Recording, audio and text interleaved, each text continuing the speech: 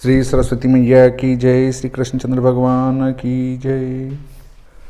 अभी देखिए, बीते शनिवार रविवार को उज्जैन में विक्रम यूनिवर्सिटी और आदरणीय डॉक्टर सर्वेश्वर गुरुजी के द्वारा एक सेमिनार का आयोजन किया गया। शनिवार रविवार 2 दिन का था। उसमें चर्चा की गई कि शक की जगह संवत को राष्ट्रीय क्यों न बनाया जाए। तो देखिए, उस पर कुछ लोग कहते हैं कि विक्रमादित्य संवत, जो विक्रमादित्य जी ने जो संवत चलाया था, तो विक्रम नाम का कोई राजा हुआ ही नहीं है। विक्रम नाम की तो राजाओं ने उपाधियां धारण करी थी, और ऐसे 2-3 राजा हुए जिनने विक्रम नाम की उपाधि धारण करी। बाकी विक्रमादित्य नाम का कोई राजा नहीं हुआ। शक संवत को ही चलाया जाए। और इसमें विदिशा के एक अच्छे पंचांगकर्ता हैं मनोज जी व्यास साहब। उनने कहा कि शक संवत ही प्राचीन है, ये संवत बाद में चला है। तो इस पर आप अपने कमेंट बॉक्स में जाकर कमेंट अवश्य करें कि क्या शक संवत प्राचीन है, कि शक और संवत एक ही बात है। उनने ये भी बताया कि शक और संवत दोनों एक ही हैं, ठीक है, एक ही हैं। और उनने ये भी कहा कि शक और प्राचीन है और संवत के पक्षधर भी वहां थे। तो हम इस पर चर्चा करते हैं विस्तार से। आप देखिए, संवत प्रवर्तक सम्राट विक्रमादित्य युगीन कालगणना एवं संवत प्रवर्तन, ये मैंने एक शोध पत्र लिखा है। इसका संक्षिप्त में वाचन वहां किया था। विस्तार से मैं पूरा का पूरा आपको यहाँ पर पढ़कर सुनाता हूँ। भारतीय इतिहास महान राजाओं की गाथाओं से भरा पड़ा है। भारत में ऐसे ऐसे राजा हुए हैं जो कि मृत्युलोक से सीधे स्वर्गलोक एवं अन्य लोकों में बिना किसी बाधा के भ्रमण किया करते थे। ब्रह्मलोक, स्वर्गलोक, नरकलोक, जैसा कि नासिकेतोपाख्यान में आया है कि नचिकेता पिता की आज्ञा से सशरीर नरक, स्वर्ग आदि देखकर आए थे। ऐसे ही एक राजा विक्रमादित्य हुए हैं। इनके पास नवग्रह अपना न्याय करवाने आए। इससे यह कह सकते हैं कि भारतीय भूमि वीरों, संतों एवं विद्वानों की जन्मस्थली रही है। अब बिंदु आता है राजा विक्रमादित्य जी का जन्म। क्या राजा विक्रमादित्य जी का जन्म हुआ है? महेंद्रादित्य को पुत्र प्राप्ति के लिए विविध प्रकार की तपस्या एवं व्रत करने पड़े थे। महेंद्रादित्य की पुत्र की अभिलाषा तथा देवताओं का शिव के यहाँ पहुँचना एक ही समय हुआ। महेंद्रादित्य ने शिव जी से पुत्र प्राप्ति की इच्छा की एवं देवताओं ने भी पृथ्वी पर से सनातन धर्म के उद्धार की प्रार्थना की। तब शिव जी ने देवताओं को संतुष्ट कर भेजा कि शीघ्र ही मैं धर्मोद्धार का कार्य करूँगा। राजा महेंद्रादित्य को भी आशीर्वाद दिया कि शीघ्र ही तुम्हारे पुत्र होगा। इसके बाद शिव जी ने पार्वती के पास बैठे हुए अपने गण माल्यवंत से कहा कि वत्स, मृत्युलोक में जाकर राजा महेंद्रादित्य के घर वीर पुत्र के रूप में जन्म ग्रहण करो। शिव जी की आज्ञा पाकर माल्यवंत नामक गण ने महेंद्रादित्य के पुत्र के रूप में कलियुगाब्द, अर्थात कलियुगाब्द का अर्थ है कि कलियुग के 3000 साल बीत गए थे। कलियुगाब्द 3000 में वैशाख शुक्ल पक्ष द्वितीय गुरुवार को मध्याह्न काल में कर्क लग्न में जन्म ग्रहण किया। ये ही बड़े होकर विक्रमादित्य कहलाए। यह भी कहा जाता है कि राजा विक्रमादित्य के बड़े भाई राजा भर्तृहरि हुए हैं। तो उनके प्रमाण के रूप में उज्जैन में भर्तृहरि की गुफा आज भी विद्यमान है। माता पिता, इनके माता पिता के विषय में देखते हैं। विक्रमादित्य जी के पिताजी का नाम महेंद्रादित्य था एवं माता का नाम सौम्यदर्शना था। परंतु ग्रंथ भेद से देखें तो पिता का नाम गर्दभिल, गंधर्वसेन, गर्दभ वेशधारी, गंधर्व एवं माता का नाम वीरमती, मदन रेखा भी आया है। भाई में 2 नाम आते हैं, शंख एवं भर्तृहरि, परंतु इनमें भी अधिकांश भर्तृहरि को ही मानते हैं। प्रबंध चिंतामणि के अनुसार प्रियंगु मंजरी नाम की एक बहिन का उल्लेख भी आया है। इनके कुल 7 पत्नियां थी। इनमें से मुख्य 2 थी मलयावती एवं मदन रेखा। विक्रमादित्य काल्पनिक चरित्र, लोग कहते हैं जो पढ़ लिख गए हैं आधुनिक लोग, वे कहते हैं विक्रमादित्य तो काल्पनिक चरित्र हैं। वे विदेश में लिखी गई पुस्तकों को तो मानते हैं, स्वीकार करते हैं, परंतु भारत के जो राजा हुए हैं उनको काल्पनिक मानते हैं। देखिए, भारतीय ग्रंथ जैसे वेद एवं पुराण प्रामाणिक ग्रंथ हैं। जब हम इनको समझ नहीं पाते तो काल्पनिक कह देते हैं। सबसे पहले आकाश में उड़ने के लिए पुष्पक विमान का वर्णन रामायण में प्राप्त होता है, परंतु जब तक हमने वायुयान नहीं बना लिया तब तक हम पुष्पक विमान को काल्पनिक ही कहा करते थे। इसी प्रकार से हमारे पास पौराणिक साक्ष्य हैं, परंतु विदेशी लेखकों को कुछ तथ्य नहीं मिले तो उनने विक्रमादित्य जी को काल्पनिक बता दिया। हम भी उनका अनुसरण करते हुए यही स्वीकार कर चुके हैं कि विक्रमादित्य जी एक काल्पनिक चरित्र हैं। शास्त्रों में लिखा है कि उज्जैन में महाराज विक्रमादित्य जी का जन्म हुआ है, तो उसके प्रमाण के रूप में उज्जैन में हरसिद्धि माता के पास विक्रमादित्य जी की मूर्ति है। वहीं पास में विक्रमादित्य जी का सिंहासन भी माना जाता है। उनके भाई का नाम भर्तृहरि आता है, तो राजा भर्तृहरि जी की गुफा भी है। शनि महाराज की कथा में भी आया है कि राजा विक्रमादित्य जी के हाथ पैर कटवा दिए गए थे।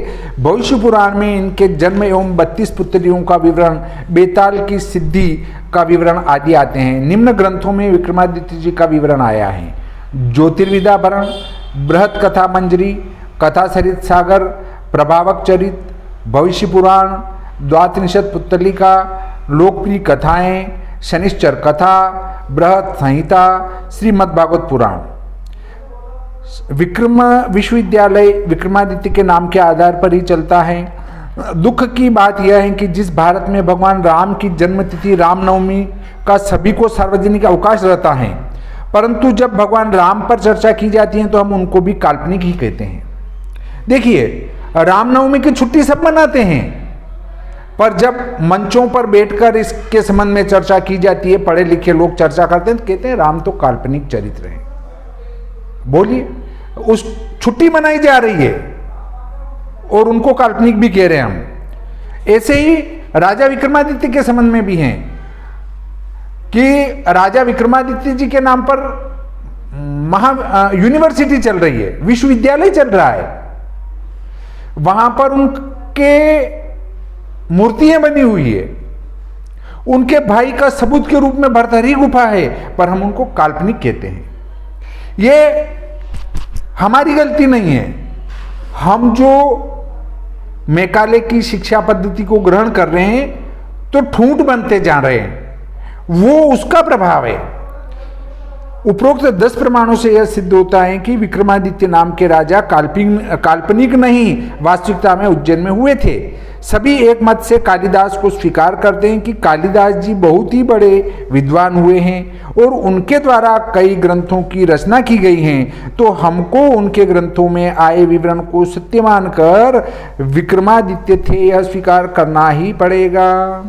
कुछ विद्वान भाषा शैली के आधार पर प्राचीन को अर्वाचीन ठहराने की कोशिश करते हैं, जो कि गलत है, क्योंकि जैसे जैसे समय बीतता जाता है और भाषा शैली में बदलाव आता है, वैसे ही नए लेखक प्राचीन भाषा के स्थान पर वर्तमान की भाषा में ग्रंथों की रचना करते हैं। इससे भाषा शैली के आधार पर किसी भी महापुरुष के जन्म से संबंधित जानकारी वास्तविक रूप से ज्ञात नहीं की जा सकती है।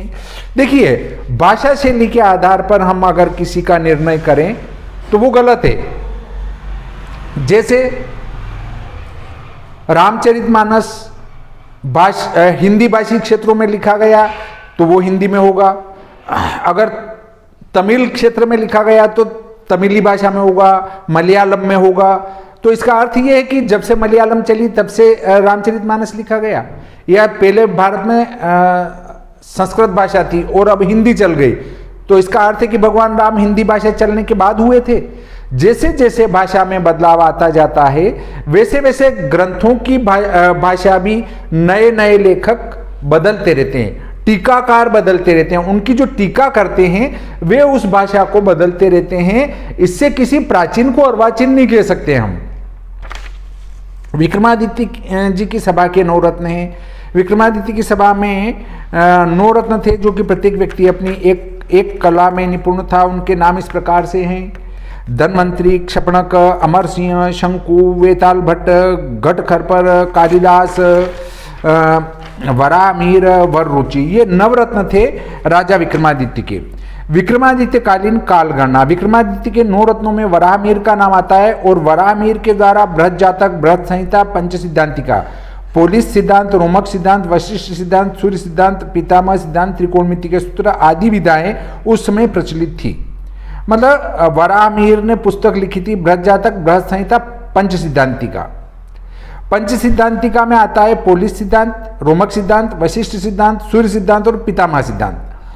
त्रिकोणमिति के सूत्र आदि की विधाएं उस समय प्रचलित थी, परंतु कुछ वराहमिहिर का जन्म सन 505 ईस्वी बताते हैं। इससे यह कालगणना उनके समय की नहीं कह सकते हैं, परंतु वराहमिहिर एक विक्रमादित्य समकालीन थे, तो पंचांग गणित उस समय भी चला करता था। यदि हम वराहमिहिर को विक्रमादित्य के समकालीन नहीं मानते हैं, तो भी कालिदास के द्वारा लिखित पुस्तकें और भी लिखी गई, जिनमें पूर्व कालामृत एवं उत्तर कालामृत हैं, इनमें ग्रहों के मानव जीवन पर पड़ने वाले प्रभावों का विस्तार से विश्लेषण किया गया है। अर्थात उस समय पंचांग एवं ग्रह गणित का संपूर्ण ज्ञान उस समय के विद्वानों को था, क्योंकि बिना पंचांग के जन्मपत्री का निर्माण नहीं किया जा सकता है। यदि कालिदास जी के द्वारा जातक फलित के ग्रंथ लिखे गए तो उस समय पंचांग की गणना भी निश्चित रूप से चला करती थी।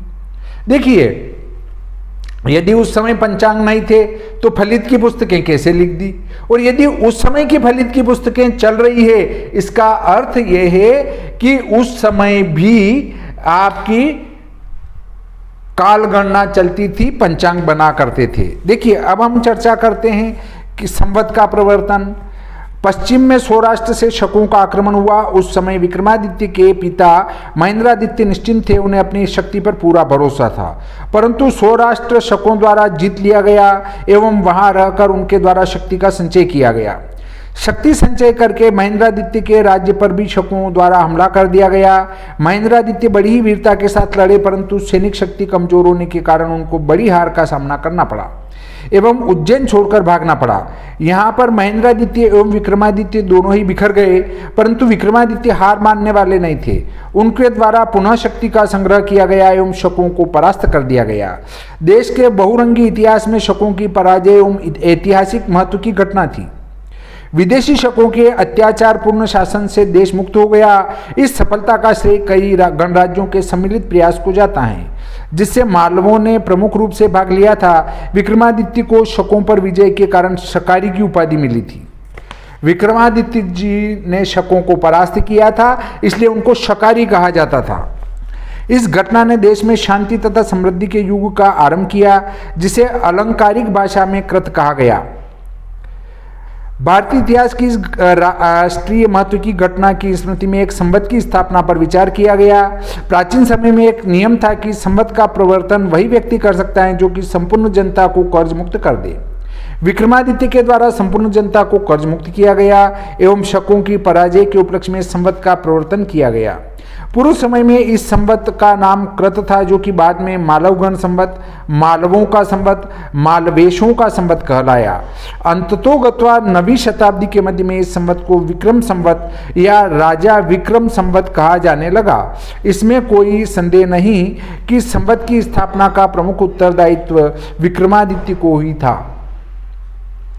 सभी लोकप्रिय तथा जैन अनुसूचियां इस बात पर सहमत हैं कि कालकाचार्य कथा के अनुसार विक्रमादित्य ने एक उच्च तथा महत्वपूर्ण सफलता प्राप्त करने के पश्चात पृथ्वी को भार मुक्त करके अपना संवत चलाया।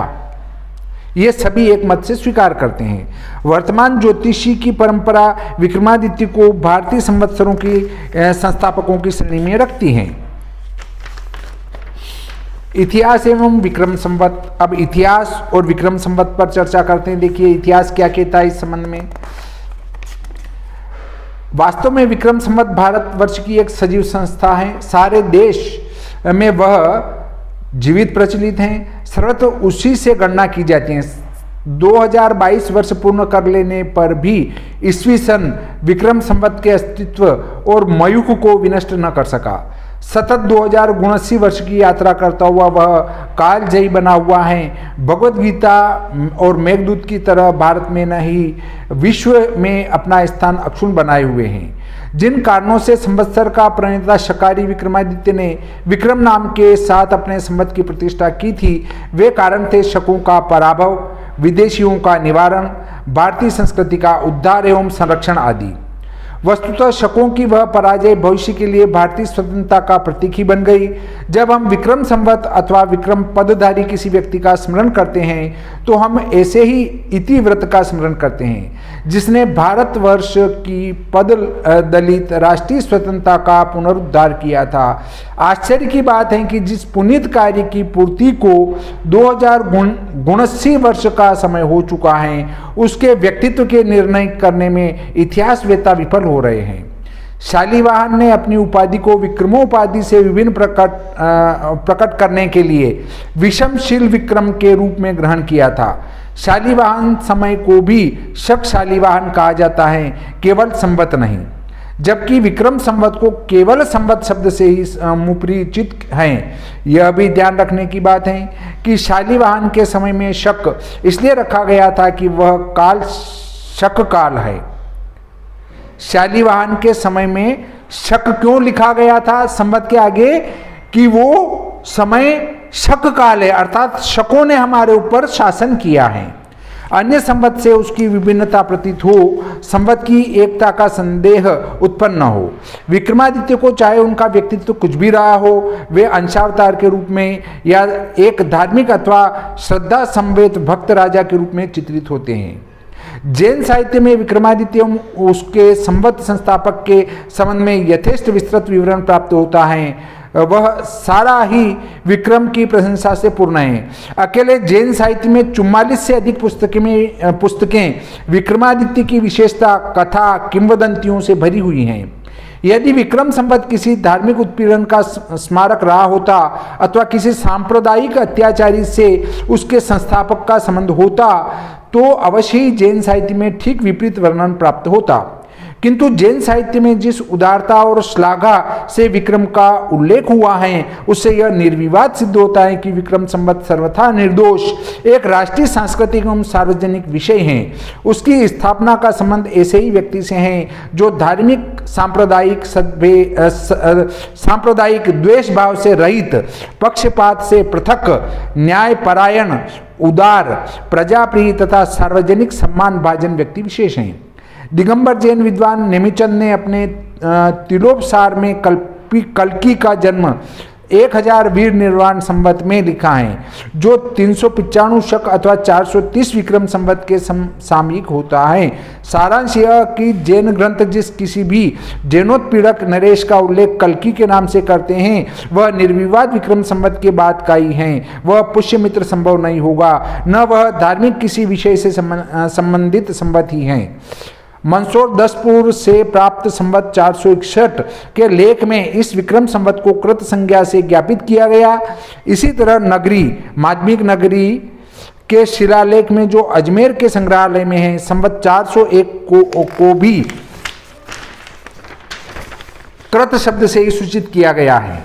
मंदसौर से ही प्रथम कुमार गुप्त के समय में लिखे गए संवत 493 के शिलालेख में इसका नाम विशेष न देकर ऐसे पदों का प्रयोग किया गया है कि जिससे संवत के आरंभ होने का इतिव्रत प्रकट होता है, अर्थात मालवाना गण स्थित्या, और वहीं से प्राप्त यशोधर्मन कालीन उत्कीर्ण शिलालेखों में भी उसी घटना का उल्लेख है।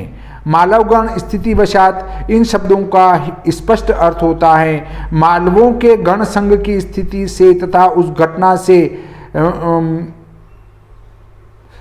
लिया जाने वाला संवत।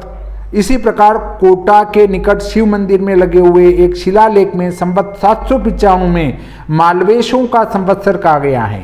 इसमें बहुवचन का प्रयोग किया गया है। डॉक्टर फ्लीट के गुप्ता इंस्क्रिप्शंस के पृष्ठ 243, गुप्ता इंस्क्रिप्शंस के पृष्ठ 243 पर इस संवत का उल्लेख संवत 426 का भी है और पृष्ठ 74 पर संवत 480 का भी है। दोनों स्थानों पर कृत उत्कीर्ण किया गया है। शुंभ नरेश पुष्यमित्र के संबंध में कल्पित बोधोत्पीड़क कहानी और उसके 2 अश्वमेध यज्ञों से कृत की कुटिल कल्पना कर विक्रम संवत को धार्मिक बतलाने का प्रपंच व्यर्थ एवं भ्रामक ही है। विक्रम संवत का शुंग वंश से संबंध जुड़ाया नहीं जा सकता है। गर्दबिल की चर्चा करते समय कुछ विवेचन की आवश्यकता है।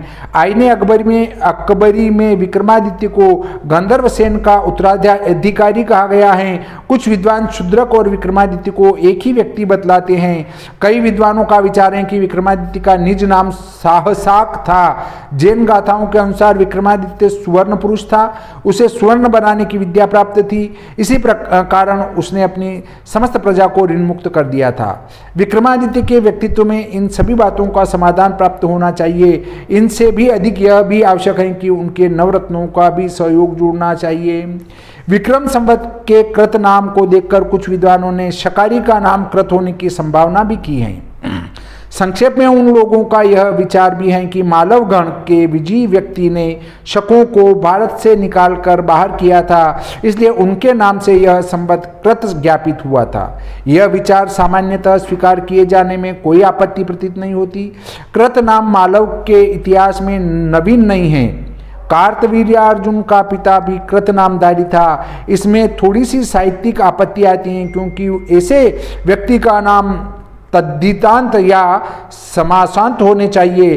कृताब्द, कृत संवत्सर या कार्तेशु आदि रूपों का प्रयोग देखने में नहीं आता। तथापि इस संवत को कृत नाम से अभिहित किए जाने का हेतु है। निष्कर्ष ये निकलता है, मतलब इस शोध पत्र के बाद जो निष्कर्ष निकलता वो ये निकलता है, उज्जैन में महेंद्रादित्य नाम के राजा हुए हैं। विक्रमादित्य नाम के राजा उज्जैन में हुए हैं। महेंद्रादित्य शकों से बुरी तरह पराजित हुए थे। विक्रमादित्य ने शकों को हराकर अपने पिता महेंद्रादित्य द्वारा खोया राज्य पुनः प्राप्त कर लिया गया। इसके बाद शकों को परास्त करके संवत की स्थापना की, जिसे आज विक्रम संवत के नाम से हम जानते हैं। सन ईस्वी से 57 वर्ष पूर्व संवत की स्थापना विक्रमादित्य जी के द्वारा की गई थी और दक्षिण भारत एवं गुजरात में कार्तिक से संवत बदलता है, जबकि उत्तरी भारत में चैत्र शुक्ल पक्ष प्रतिपदा से संवत बदलता है। इस प्रकार ये शोध पत्र का संक्षिप्त वाचन मैंने किया था और उसका एक वीडियो आपके लाभार्थ डाला था, वो आपने देखा होगा, परंतु विस्तार से आप यहाँ देख सकते हैं। और जो आदरणीय डॉक्टर सर्वेश्वर गुरुजी के द्वारा जो ये प्रयत्न किया जा रहा है कि संवत को ही राष्ट्रीय संवत घोषित किया जावे और शक को उसके स्थान से विलुप्त कर दिया जावे, ऐसा संविधान में संशोधन किया जाना बहुत आवश्यक है। तो हम आदरणीय डॉक्टर सर्वेश्वर गुरुजी का पुरजोर से समर्थन करते हैं और आप भी इस वीडियो को लाइक करके और अपने कमेंट के साथ लिखें कि हमारे भारत के गौरव राजा विक्रमादित्य के नाम पर जो संवत प्रचलित हैं उसी को राष्ट्रीय संवत घोषित किया जावे। मैं माननीय प्रधानमंत्री महोदय नरेंद्र जी मोदी साहब से निवेदन करता हूं कि संवत को ही राष्ट्रीय संवत घोषित किया जावे और शक संवत को विलुप्त कर दिया जावे। ऐसा संविधान में एक संशोधन किया जाना चाहिए। इस प्रकार आज का ये प्रकरण यहीं समाप्त करते हैं। श्री सरस्वती मैया की जय, श्री कृष्णचंद्र भगवान की जय।